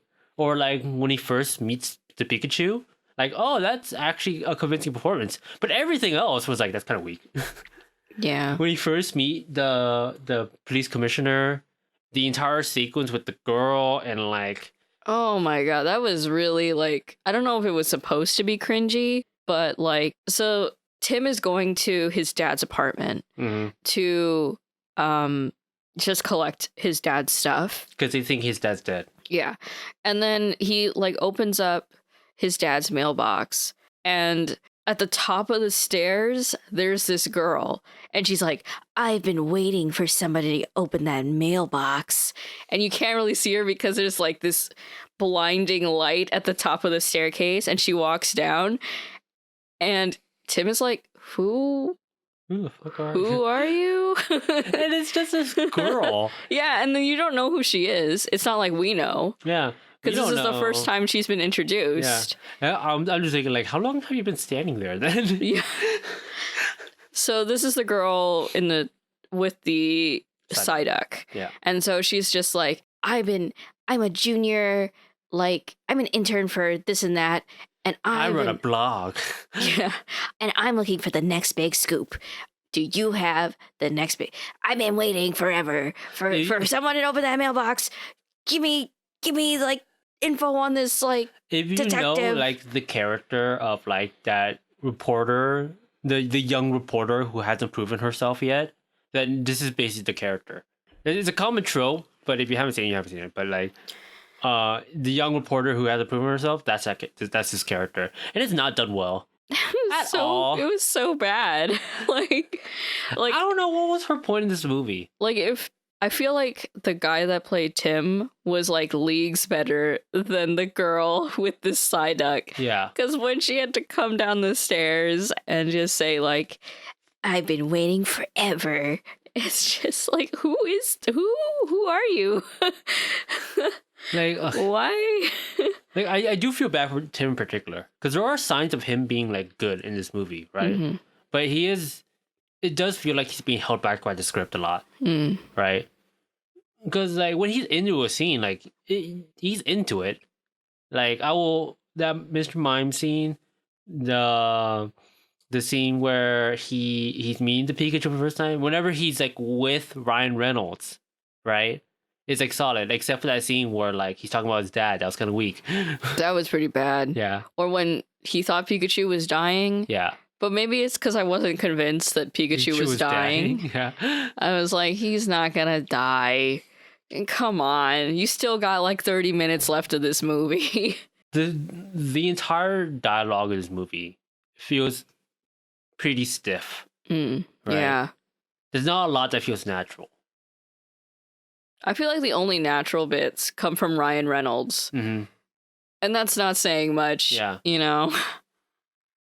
Like, Ryan Reynolds may not carry this movie, but he carries the other actors at least, right? That's the only reason why Tim does well in some scenes, is when he's with Ryan Reynolds and they both like can bounce off each other. But when that's not there, it's kind of weak. Yeah. It's just pretty weak. Moving on, though, the main villain, the CEO dude. Or do you want to...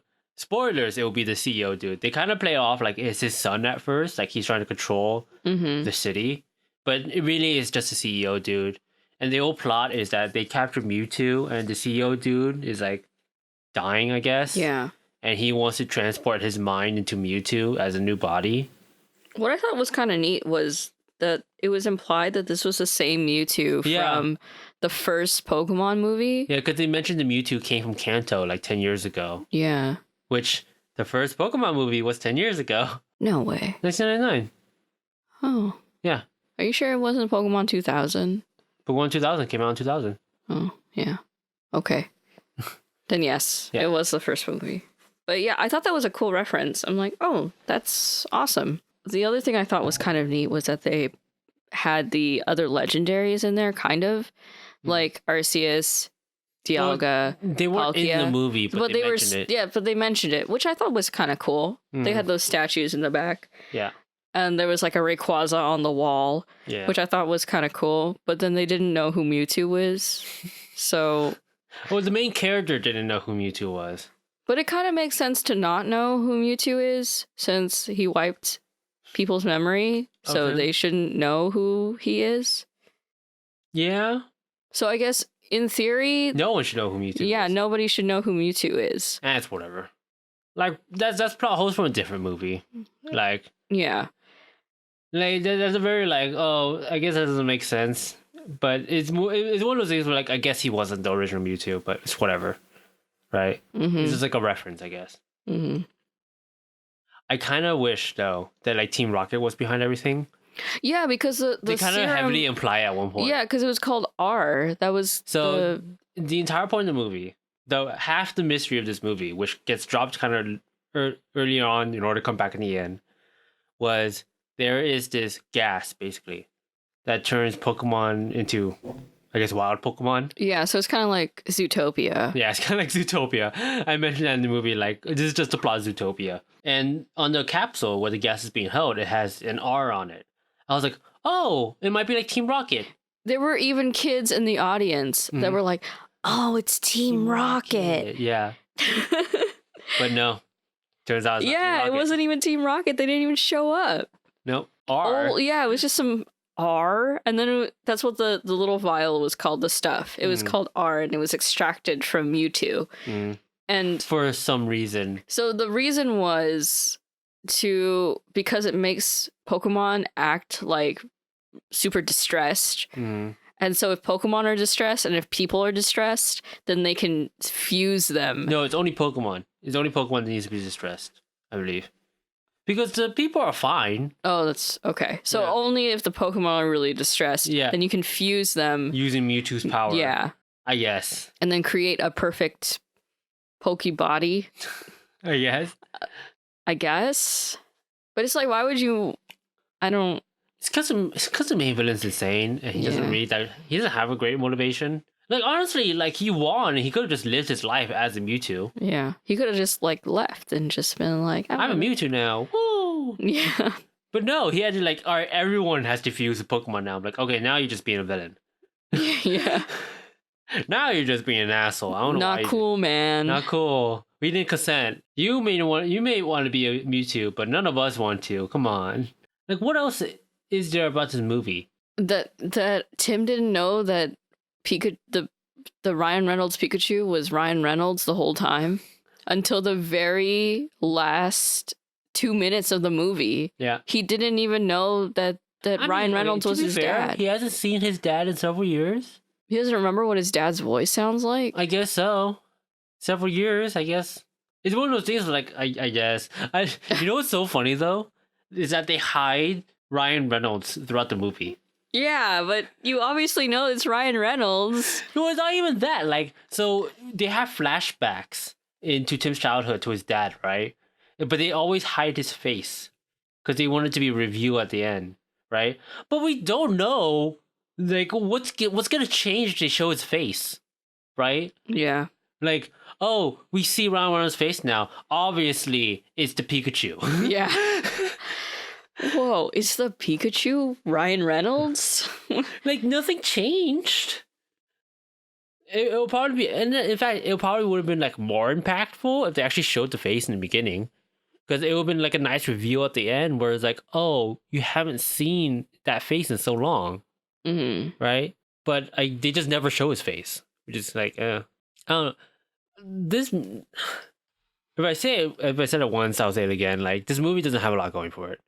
There's not a lot to talk about this movie. Like, I bring it up only because we were talking about Pokemon earlier, but there's just not a lot. I just don't really understand. Also, like, making a made-up city instead of using a city that already exists, because Pokemon and people already live. That was a weird line in harmony. Movie. That's what they said in the first movie, and what they've said in almost every movie. That was a weird line to bring up, because like the movie they mentioned, like, oh, Rhyme City, which is where they're at, is a unique city because Pokemon and humans live in harmony without Pokeballs. But it's like they already kind of do that in the games. Yeah, we don't see in the city, like, we don't see a lot of like. We see a lot of Pokemon outside of Pokeballs. Most people, I think, probably only have 1 or 2 Pokemon. Yeah. Unless you're a Pokemon trainer, you don't really catch more than one. Yeah. It's like having a pet. How many pets do you need? Yeah. Yeah, and that's a good point. Like, most people in the show and in the games only have 1 or 2 Pokemon. Like, they don't have multiple unless they're actual trainers. Yeah. Yeah, because a lot of old people, they're like, oh, I'm here living with my, like, frou-frou. Yeah. I have this Machamp helping me around. Yeah. My Machamp is so useful. He carries big stuff for me and gets the peas on the top shelf or something. You know? That's a good point. Like, most people only do carry like 1 or 2 Pokemon. And most of the time, they live outside of Pokeballs. Yeah, so it is kind of a weird subject to bring up. Like, oh, Pokemon and humans live in harmony without Pokeballs. I'm like, they kind of do that already. I mean, it's up to other people to, like, restrict your Pokemon to Pokeballs. And your Pokemon can decide whether or not they want to be in a Pokeball anyway. According to the show. Yeah. They don't have to be in a Pokeball if they don't want to. Yeah. Pikachu refuses to be in a Pokeball, and that's why he's not in one. And Psyduck always jumps out of his Pokeball. Yeah. So, you know... Some sweet Pokemon trivia for you. Yeah, like, a lot of Pokemon jump out of their Pokeball. Like, James's, Carnivine or whatever. Oh, yeah, it does. It jumps out of its Pokeball. A lot of people carry their Pokemon with them. Yeah. Like, Misty carried Togepi around. Yeah. There's lots of, like, really weird, like, small things they could have done in this movie in order to make it more, I guess, faithful. Let's just bring up one thing. The thing I always say that about whenever I complain about movies is I usually try to bring up things like what I would do to make the movie better. Right? For me, what I would do to make the movie better, like I said earlier, I'll probably lean into more of the detective part. Right? Because if you're not gonna have a Pokemon movie and not feature Pokemon battles, you have to feature something else. Because Pokemon battles were, like, outlawed in Rhyme City. Yeah. That's why, like, the in the scene with the Gengar and Charizard fighting each other, that's like a underground ring, basically. Yeah. Which, to me, I'm just like, why are you going to take out Pokemon battles from Pokemon? Yeah. But, like, for me, if you're not gonna feature Pokemon battles, you gotta lean into the detective part. Have, like, a really simple kid mystery that you can have throughout the movie, right? Yeah. And then just leave the clues there so they're able to solve it by the end. I would have been, instead of a Pokemon battle, I would have rather had the shows, the pageants. Yeah, the contests instead. I don't know. I thought that would be cool. I mean, that's a weird side plot line to bring up in this movie in particular. Yeah, instead of an underground ring. But I mean, that's also weird, but we could still have the Loudreds. We could still have the Charizard. I guess. Like, you can still bring it up, but I feel like most people prefer to have a Pokemon battle than like a contest. Pokemon contest. Like, I think that's one thing. That's the one thing I would definitely do if I was making this movie, is to lean into the detective storyline better. Have a really simple mystery. Like, just stick to what happened to his dad. Yeah. Stick to just that, and everything will be fine. Because, like, the fact that they brought up, like, the red gas, the R gas, the Mewtwo subplot line where they're like, we gotta use Mewtwo in order to fuse the Pokemon together, and then we have to stop Mewtwo. The fact that they brought all that up, kind of like, it makes it a more convoluted storyline than it should be. This is a kid's movie. Keep it simple. Because think about it. Like, we had 3 different plot lines going on in this movie. We have Tim's dad, the Argas, and Mewtwo. But Mewtwo and the Argas are kind of like the same thing. But you don't find that out until, like, much later. Yeah. Right? Yeah. We open up with Mewtwo, so it's like, oh, what's happening with Mewtwo? Then we find out that, Tim's dad's dead. Yeah. And then we find out about the Argas. Yeah. Right? And then apparently, like, in order to find out how Tim's dad is gone, we have to find out about the Argas. And then by finding out about the Argas, we find out about Mewtwo. And by finding out about Mewtwo, we find out about Tim's dad. Which I guess, like, yeah, that sort of makes sense by, like, connecting all the plots together. But I feel like that's too complicated for, like, a kid's movie. I suppose so. Yeah. Because, like, the reason why I say that is because it's not necessarily, like, too complicated for a kid's movie. It's too complicated for a mystery for a kid's movie. Right? Like, if you'd be fine doing that if it was, like, a 2-hour Pokemon movie that features this, right? but it kind of doesn't. Like if I was writing this movie, I would only have Tim's dad going missing, and then find out about Mewtwo. Yeah. I would take out the R-Gas subline altogether, and just have Tim and this Pikachu trying to find out why his dad went missing, and by finding him out, find out that like, oh, he was investigating this secret base thing, and they have Mewtwo captured, right? Yeah. And then by, I guess, rescuing Mewtwo or whatever, they find out what happened to Tim's dad. But they don't do that. They add this extra plot line of the R-Gas, and then they add this villain motivation to fuse human and Pokemon together. Which I thought was kind of unnecessary to even have it in there. Yeah. I was like, why can't it just be some bad guy who wanted to capture Mewtwo? Like the first movie? Yeah. Well, not even the first. I mean, but the first movie Mewtwo was the villain. But like in general, like why don't you have it as like any other Pokemon movie where they want to capture the legendary? And Mewtwo, I thought was gonna leave with like a really cool line, like how he did in the first movie. Yeah, because Mewtwo had some really cool lines. It had some interesting philosophical lines. That movie. Which we weren't really expecting from a Pokemon movie. Yeah. Like, let me wait. I'm gonna look it up. Okay. So here's the quote, right? And this is from the first Pokemon movie, which if you're a Pokemon fan, you pretty much know the quote, right? Or you know that it's a really good quote. Yeah. Yeah.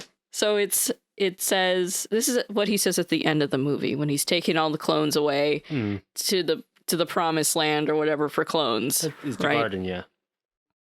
So he says, I see now that the circumstances of one's birth are irrelevant. It is what you do with the gift of life that determines who you are. This is a kid's movie, dubbed by 4 kids. Okay? And they have a line like that. This is ridiculous. And the end of the Detective Pikachu movie, he was like, see you later, basically.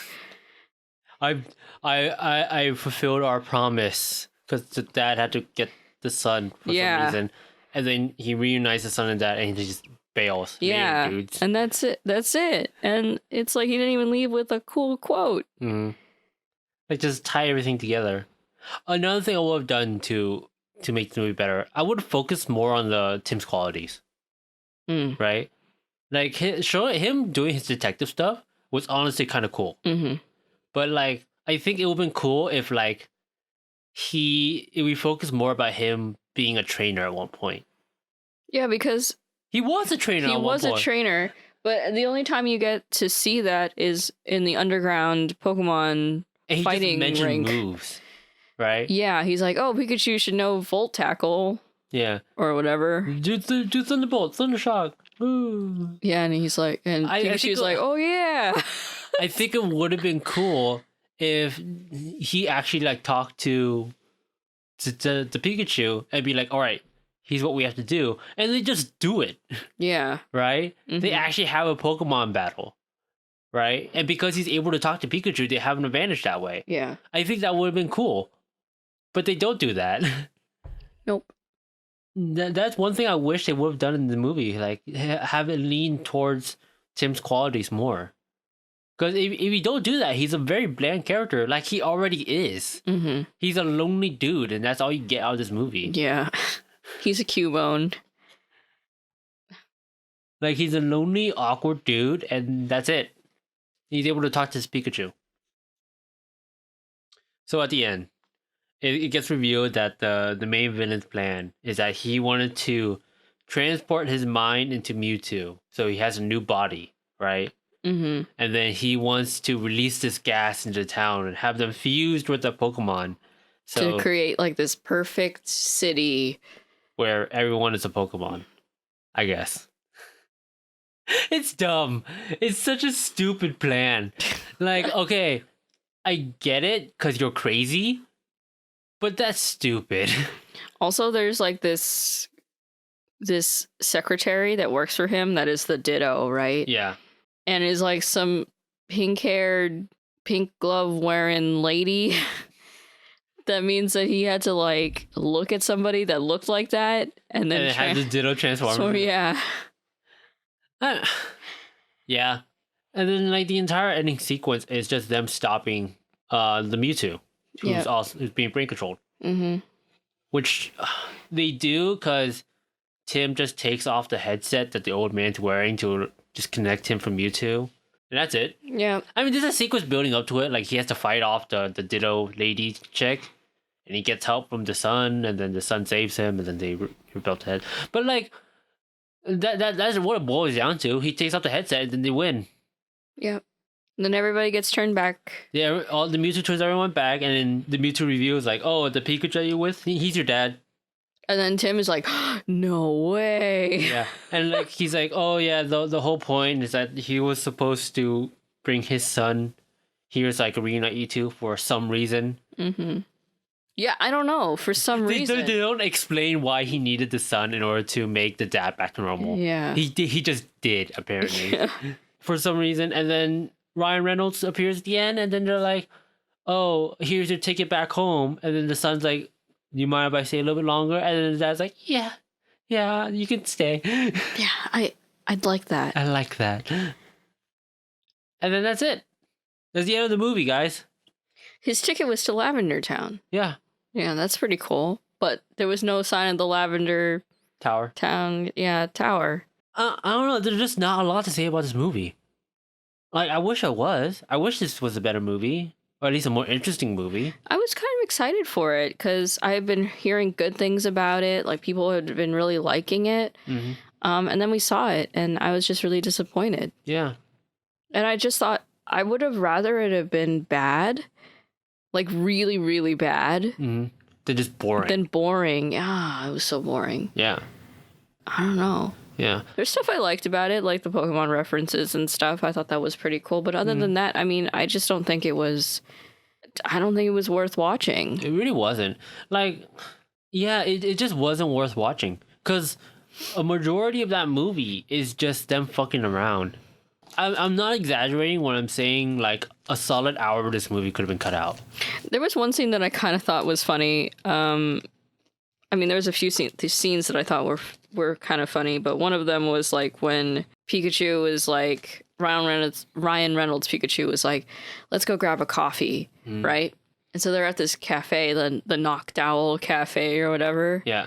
And he's talking to this Pikachu, and people are looking at him funny. So he pulls out his phone, and he's trying to like look like he's talking to somebody on the phone. And I'm like, yeah, that is kind of... I mean, you would do that, right? Yeah. Because you're talking to a Pokemon, and people don't really talk to Pokemon. Yeah. Yeah, this movie. I mean, what else is there to say? Oh, I want to bring this up because I think it's actually kind of fascinating. The main character turns out to work in insurance, right? Mm-hmm. So Tim, he works for an insurance company. And I started thinking about him like, shit, that's like a lucrative business. Yeah. In the Pokemon universe? Because think about like wild Pokemon protection, like electrical problems, fire Pokemon, flooding. I mean, surf is a common move in the world, right? Infestations, like because bug Pokemon travel in like just like wasp of like a bunch of Beedrills that comes out. Yeah. Even Pokemon is invasive species, right? Mm-hmm. Team Rocket insurance, because there's criminal organizations based off Pokemon, right? So like I was thinking about like, oh my god, he works in insurance. That's a lucrative business. He probably makes a shit ton of money. That's why he was like, I'll just quit my job and get another one. Yeah, because he has a lot of money. I guess he's just not gonna live with his grandma anymore. Yeah, I guess so. We'll just visit. I mean, we don't even see the grandma. Yeah. Like, that's not even important at all. I mean, you see her in a flashback. I guess to close it out for this part, the movie's not worth watching. If you're interested, watch it on Netflix. There are some cool parts, but there are way more bad parts. Way more bad parts than this movie. What about you, Sarah? None? I was just so bored with it. Mm-hmm. It's just like I've said before. Like I just thought it was really boring. So I honestly don't know how it's supposed to hold a kid's attention. If they weren't interested in Pokemon in the first place, I don't know how it's supposed to hold a kid's attention. I feel like it's also not a very colorful movie. Yeah. Like, it's very muted in its colors. I think the only time it's actually kind of colorful and bright is the beginning when he's catching a Cubone. Yeah. But then it's all in the city, right? So it's all dark and gray and gloomy. And then there's the neon lights. And it's just not very, like, exciting. It doesn't really pop. Even when you're looking around in the city, it's supposed to be like kind of like amazing that these Pokemon are just walking around, but it's like kind of just really dark and sad because he's walking around when his dad died or when he thinks his dad's dead. Yeah. So it's not like even a magical moment. So It's a shame, honestly. yeah, I had high hopes sort of for this movie, more than the Sonic movie that's going to come out. That's going to be a movie. But yeah, I was really hoping that this movie would be good. I never want a movie to be bad, and this movie especially, I didn't want it to be bad. And unfortunately, it's just not. It's not good. Just not that great. It's not horrible, but it's not, and it's not bad. It's just forgettable. Yeah. That's probably the one thing that I can say about this movie. It's a very forgettable movie. But. And it's a shame. It's really a shame. You know, as a Pokemon fan and as a movie fan. It's just really too bad. Yep. You just hope for a better movie next time. Yeah. I heard they're coming out with a second one. Detective Pikachu 2. But I don't know how that would work. I was talking about it with my coworkers, right? I was like, how would that even work? Maybe they'll do what I said. They actually lean into the detective part. Yeah, but he's not a talking Pikachu anymore. I guess it's not important. Okay. I guess so. Okay, so is there anything else you want to say before you close out? No, I don't think so. I think that's pretty much it. Yeah. So like I said, there may or may not be a podcast next week. Yeah, we will be at Fanime. Mm-hmm. And if we do have a podcast next week, we definitely won't do a recap because there'll be like no comments. Yeah. So we'll probably be, actually maybe next week we'll probably talk about the convention and what it's like what it's been like for us to go to conventions. Yeah. So if there is a podcast next week, or at least the podcast after, or at least next week. Yeah. We'll probably talk about conventions. Yeah. So if you have any questions about conventions, like anime conventions or I guess conventions whatever, in general. Or in general. Yeah. Ask away, because we've been going to conventions since high school.